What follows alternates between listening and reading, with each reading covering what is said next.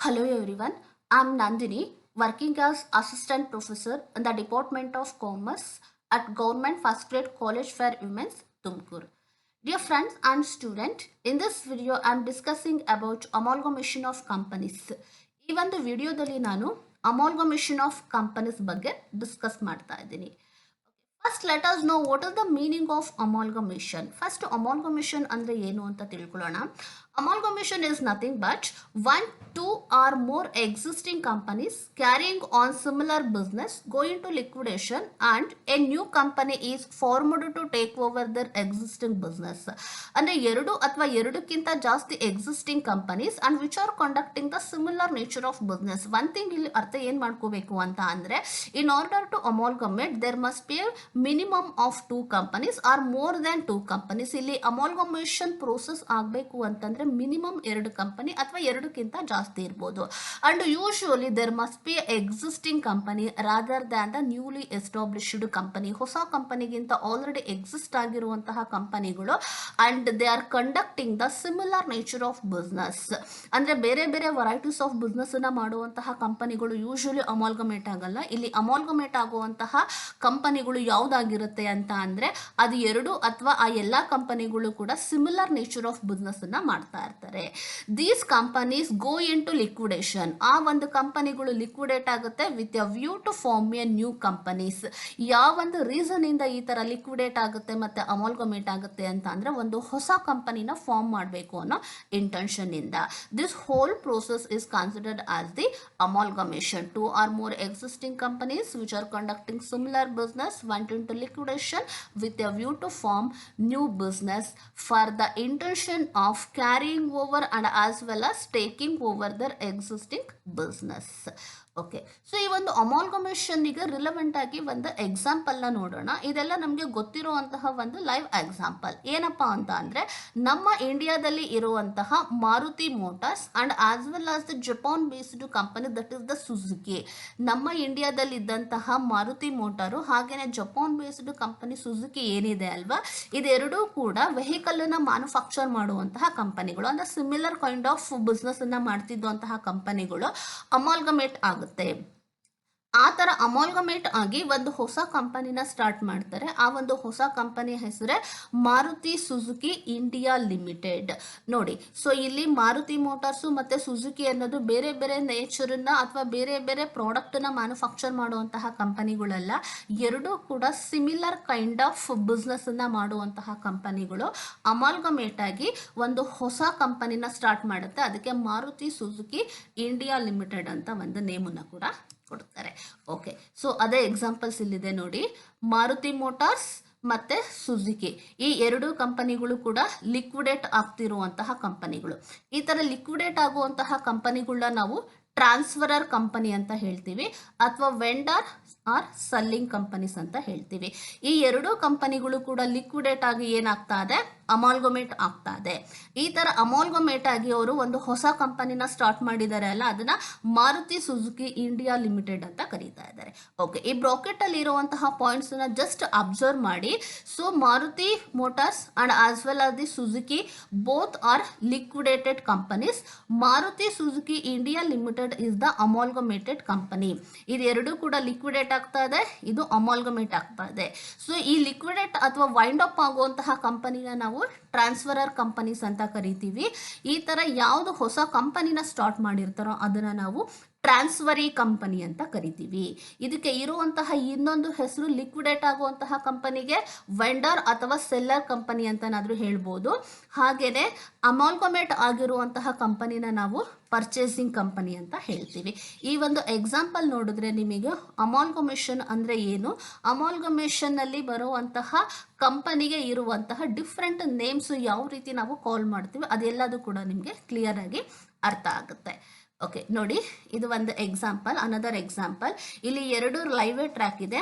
ಈ ಎರಡು railway track ನ ನಾವು ಏನಂತ ಕರಿಬಹುದು, ಎಕ್ಸಿಸ್ಟಿಂಗ್ ಕಂಪನೀಸ್ ಅಂತ ಕರಿತೀವಿ. ಎಕ್ಸಿಸ್ಟಿಂಗ್ ಅಥವಾ ಲಿಕ್ವಿಡೇಟ್ ಆಗ್ತಿರುವಂತಹ ಕಂಪನಿಗಳು ಇದೆರಡೂ ಕೂಡ ಲಿಕ್ವಿಡೇಟ್ ಆಗಿ ಸೊ ಜಾಯಿನ್ ಆಗುತ್ತೆ. ಜಾಯಿನ್ ಆಗಿ ಒಂದು ಸಿಂಗಲ್ ಬಿಸ್ನೆಸ್ ಅನ್ನ ಅವರು ಹೊಸದಾಗಿ ಸ್ಟಾರ್ಟ್ ಮಾಡ್ತಾರೆ.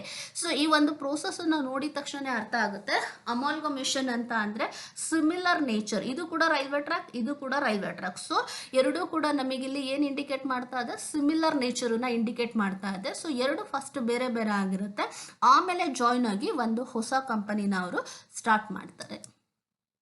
ಓಕೆ, ಇಲ್ಲೂ ನೋಡಿ, ಇಲ್ಲೂ ಕೂಡ ಸೊ ಫಸ್ಟ್ ಬೇರೆ ಬೇರೆ ಆಗಿರೋಂತಹ ಕಂಪನಿಗಳು ಜಾಯ್ನ್ ಆಗುತ್ತೆ, ಜಾಯ್ನ್ ಆಗಿ ಒಂದು ಸಿಂಗಲ್ ಬಿಸ್ನೆಸ್ಸನ್ನು ಫಾರ್ಮ್ ಮಾಡ್ಕೊಂಡು ಹೋಗ್ತಾರೆ.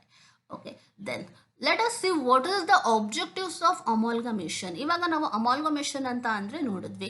ಈ ಥರ ಅಮಾಲ್ಗಮೇಷನನ್ನು ಮಾಡ್ಕೊಳ್ಳೋ ಅಂತಹ ಮೇಜರ್ ಇಂಟೆನ್ಷನ್ ಏನು, ಅಥವಾ why the company would like to make the amalgamation. Okay, let us see one by one. To acquire cash resources.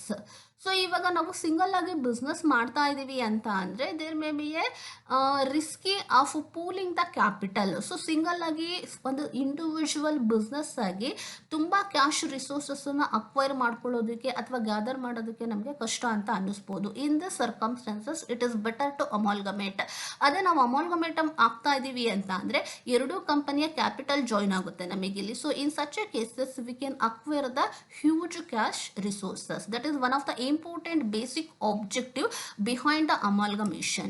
Okay, then second one, to eliminate competition. separate ಆಗಿ business ಮಾಡ್ತಾ ಇದ್ದೀವಿ ಅಂತ ಅಂದರೆ so we are competing with each other. ಇಬ್ಬರು ಕೂಡ ನಮಗೆ ನಾವೇ competitors ಆಗಿರ್ತೀವಿ. So in the circumstances, in order to face the stiff competition in the market, the amalgamation is one of the best medicine we can tell. So ಹಾಗಾಗಿ ಇಲ್ಲಿ ಏನು ಮಾಡ್ಬೋದು ಅಂತ ಅಂದರೆ, ಅಮಾಲ್ಗಮೇಟ್ ಆಗ್ತಾ ಇದೆ ಅಂತ ಅಂದರೆ ನಮ್ಮಿಬ್ಬರು ಮಧ್ಯೆ ಇರುವಂತಹ ಒಂದು ಕಾಂಪಿಟೇಷನ್ ಏನಾಗುತ್ತೆ ಅಲ್ಲಿ ಆಲ್ಮೋಸ್ಟ್ ಕಡಿಮೆ ಆಗುತ್ತೆ. ಇನ್ನು ಬೇರೆಯವ್ರು ಏನಿರ್ತಾರೆ ನಮ್ಮ ಮಾರ್ಕೆಟಲ್ಲಿ ನಮ್ಮ ನೇಚರ್ ಆಫ್ ಬಿಸ್ನೆಸ್ಸನ್ನು ಮಾಡುವಂತಹ ಅದರ್ ಕಾಂಪಿಟೇಟರ್ಸ್ ಏನಿರ್ತಾರೋ ಅವರಿಗೆ ಈಸಿಯಾಗಿ ನಾವು ಕಾಂಪಿಟನ್ನು ಮಾಡಬೇಕಾಗುತ್ತೆ. ಬಿಕಾಸ್ ನಮಗಿಲ್ಲಿ ಕ್ಯಾಶ್ ರಿಸೋರ್ಸಸ್ ಜಾಸ್ತಿ ಆಗುತ್ತೆ, ಎರಡೂ ಕಂಪನಿಯ ಟೆಕ್ನಾಲಜಿ ಜಾಯ್ನ್ ಆಗಿರುತ್ತೆ, ಎರಡೂ ಕಂಪನಿನಲ್ಲಿ ಇರುವಂತಹ ಎಂಪ್ಲಾಯೀಸ್ ಜಾಯ್ನ್ ಆಗ್ತಾರೆ, ಎರಡೂ ಕಂಪನಿನಲ್ಲಿ ಇರುವಂತಹ ಮ್ಯಾನೇಜರಿಯಲ್ ಎಫಿಷಿಯನ್ಸಿ ಎಲ್ಲದೂ ಕೂಡ ನಮಗಿಲ್ಲಿ ಕಂಬೈನ್ ಆಗ್ತಾ ಹೋಗುತ್ತೆ. ಸೊ ಈ ಥರ ಕಾಂಬಿನೇಷನ್ ಅಂದಾಗ whatever it may be the competition in the ಮಾರ್ಕೆಟಲ್ಲಿ ಇರುವಂತಹ ಕಾಂಬಿನೇಷನನ್ನು ಕಂಪ್ಲೀಟಾಗಿ ಎಲಿಮಿನೇಟ್ ಮಾಡೋದಕ್ಕಾಗಲಿಲ್ಲ ಅಂತ ಅಂದರೆ maximum we can avoid or we can eliminate it. Okay, so another important objective is economies of large scale operation. ಇನ್ನೊಂದು important objective ಏನಪ್ಪಾ ಅಂತ ಅಂದರೆ, so when we produces the product in a bulk quantities rather than producing in a small quantity. Production ಮಾಡಬೇಕಾದ್ರೆ ನಾವು ಕಡಿಮೆ ಕ್ವಾಂಟಿಟಿನ manufacture ಮಾಡೋದಕ್ಕಿಂತ large ಸ್ಕೇಲಲ್ಲಿ ಪ್ರೊಡಕ್ಷನ್ ಮಾಡ್ತಾ ಇದ್ದೀವಿ ಅಂತ ಅಂದರೆ ಸೊ ಆಟೋಮೆಟಿಕಲಿ ನಮ್ಮದಲ್ಲಿ ಕಾಸ್ಟ್ ಆಫ್ ಪ್ರೊಡಕ್ಷನ್ ಕಡಿಮೆ ಆಗುತ್ತೆ. ಇನ್ ದಿಸ್ ವೇ ಸೊ ಹಾಗಾಗಿ ಈಗ ಸಿಂಗಲ್ ಕಂಪನಿ ಆಗಿದ್ದಾಗ ನಾವು ಲಾರ್ಜ್ ಸ್ಕೇಲಲ್ಲಿ ಪ್ರೊಡಕ್ಷನ್ ಮಾಡೋದಕ್ಕಾಗಲ್ಲ. ಬಿಕಾಸ್ ಯಾಕೆ ಅಂತ ಅಂದರೆ due to the lack of cash resources ಇಲ್ದಲೇ ಇರೋದಿರ್ಬೋದು, ಅಥವಾ ಕಾಂಪಿಟೇಷನ್ ಇದ್ದಾಗ ಅಲ್ಲಿ ಏನಾಗ್ತಾರೆ ಕಸ್ಟಮರ್ಸು ಕೂಡ ಬೈಫರ್ಗೇಟ್ ಆಗ್ತಾರೆ ಅವರಿಗೆ ಮತ್ತು ನಮಗೆ ಅಂತ. ಬಟ್ ಎರಡೂ ಕಂಪನಿ ಇಲ್ಲಿ ಜಾಯ್ನ್ ಆಗಿದೆ ಅಂತ ಅಂದರೆ ನಾವಲ್ಲಿ ಲಾರ್ಜ್ ಸ್ಕೇಲ್ ಪ್ರೊಡಕ್ಷನ್ ಮಾಡಿದ್ರು ಕೂಡ ಸೊ ಅಷ್ಟು ಜನ ಕಸ್ಟಮರ್ಸ್ ಏನಿರ್ತಾರೆ ಅವರು ನಮ್ಮ ಒಂದು ಸಿಂಗಲ್ ಕಂಪನಿಯ ಕಸ್ಟಮರ್ಸ್ ಆಗ್ತಾರೆ. ಹಾಗಾಗಿ ಕ್ಯಾಶ್ ರಿಸೋರ್ಸಸ್ ಜಾಸ್ತಿ ಸಿಗುತ್ತೆ, ಕಾಂಪಿಟೇಷನ್ ಕಡಿಮೆ ಆಗುತ್ತೆ, ನಾವು ಲಾರ್ಜ್ ಸ್ಕೇಲಲ್ಲಿ ಪ್ರೊಡಕ್ಷನ್ ಮಾಡೋದಕ್ಕೆ ಬೇಕಾಗಿರುವಂತಹ ಟೆಕ್ನಾಲಜಿ, ಎಂಪ್ಲಾಯೀಸ್, ಎಕ್ಸ್ಪರ್ಟ್ ಪೀಪಲ್ ಎಲ್ಲದೂ ಕೂಡ ಅವೈಲಬಿಲಿಟಿ ಇರುತ್ತೆ. ಸೊ ಹಾಗಾಗಿ what ever the benefit V can get through the economies of large scale operation that can be available at the process of amalgamation. ಆ ಒಂದು benefit ನಮಗಿಲ್ಲಿ ಸಿಗ್ತಾ ಹೋಗುತ್ತೆ. Then managerial effectiveness. Before the amalgamation there may be a chances of managerial ineffectiveness. amalgamation ಆಗೋದಕ್ಕಿಂತ ಮೊದಲು ನಮ್ದು single ಕಂಪನಿಗಳಾಗಿದ್ದಾಗ managerial effectiveness ಅಷ್ಟು ಚೆನ್ನಾಗಿಲ್ದಲೇ ಇರ್ಬೋದು. But ಯಾವಾಗ ಕಂಪನಿ ಅಮಾಲ್ಗಮೇಟ್ ಆಗುತ್ತೋ so it combine or it join the managerial expertised people of both the companies. ಎರಡು ಕಂಪನಿನಲ್ಲಿ ಇರುವಂತಹ managerial expertise ಇಲ್ಲಿ ಜಾಯಿನ್ ಆಗ್ತಾರೆ. ಸೊ ಹಾಗಾಗಿ ನಮ್ಮದು ಓವರ್ ಆಲ್ ಎಫಿಷಿಯನ್ಸಿ ಅಥವಾ ಓವರ್ ಆಲ್ ಮ್ಯಾನೇಜ್ಮೆಂಟ್ ಏನಾಗ್ತಾ ಹೋಗುತ್ತೆ ತುಂಬ ಎಫೆಕ್ಟಿವ್ ಆಗಿ ಇರುತ್ತೆ. So one there is a managerial effectiveness we can easily achieve our target or the objective. ನಮ್ಮ ಬೇಸಿಕ್ ಆಬ್ಜೆಕ್ಟಿವ್ಸ್ ಏನೇನಿರುತ್ತೋ ಅದನ್ನೆಲ್ಲ ನಾವು ಇಲ್ಲಿ ಈಸಿಯಾಗಿ ಅಚೀವ್ ಮಾಡ್ಕೊಳ್ತಾ ಹೋಗ್ಬೋದು. Okay, and another important objective of amalgamation is to achieve growth and gain financially.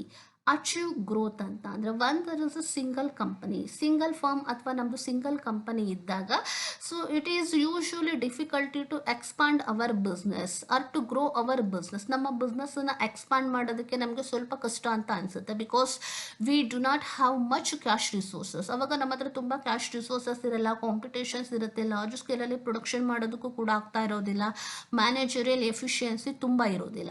So ಈ ಥರ ಸಿಚುವೇಶನ್ಸಲ್ಲಿ we can't get more growth or we can't achieve more growth. ಅವಾಗ ನಮಗೆ ಅಚೀವ್ ಮಾಡೋದಕ್ಕೆ ಸ್ವಲ್ಪ ಕಷ್ಟ ಅನಿಸುತ್ತೆ.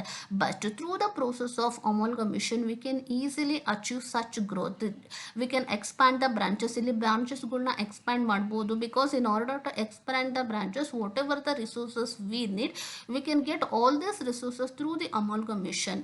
ಒಂದು ಬ್ರಾಂಚಸ್ಗಳನ್ನ ಎಕ್ಸ್ಪ್ಯಾಂಡ್ ಮಾಡೋದಕ್ಕೆ ನೆಸೆಸಿಟಿ ಇರುವಂತಹ ಎಲ್ಲ ನಮಗೆ ರಿಸೋರ್ಸಸ್ ನಮಗೆ ಅಮಾಲ್ಗಮೇಷನ್ ಇಂದ ಸಿಗೋದ್ರಿಂದ ಅನ್ಕೊಂಡಿರೋ ವೇನಲ್ಲೇ ನಾವು ಗ್ರೋತನ್ನು ಅಚೀವ್ ಮಾಡ್ಬೋದು. And we can also get the benefits, that is the gain financially ಅಂತ ಅಂದರೆ ನಮ್ಮ ಮಾನಿಟರಿ ಬೆನಿಫಿಟ್ಸ್ ಅಥವಾ ಫಿನಾನ್ಷಿಯಲ್ ಬೆನಿಫಿಟ್ಸ್ ಏನಿರುತ್ತೋ, ಸೊ ಬಿಫೋರ್ ಅಮಾಲ್ಗಮೇಷನ್ ಎಷ್ಟಿರುತ್ತೋ ಅದಕ್ಕಿಂತ ಜಾಸ್ತಿ ನಮಗೆ ಅಮಾಲ್ಗಮೇಷನ್ ಆದಮೇಲೆ ಸಿಗ್ತಾ ಹೋಗುತ್ತೆ. So this are all the important objectives. So ಇಷ್ಟು ಇಂಪಾರ್ಟೆಂಟ್ ಆಬ್ಜೆಕ್ಟಿವ್ಸ್ ಇರುತ್ತೆ ಒಂದು ಕಂಪನಿ ಅಮಾಲ್ಗಮೇಟ್ ಆಗ್ತಾ ಇದೆ ಅಂತ ಅಂದರೆ.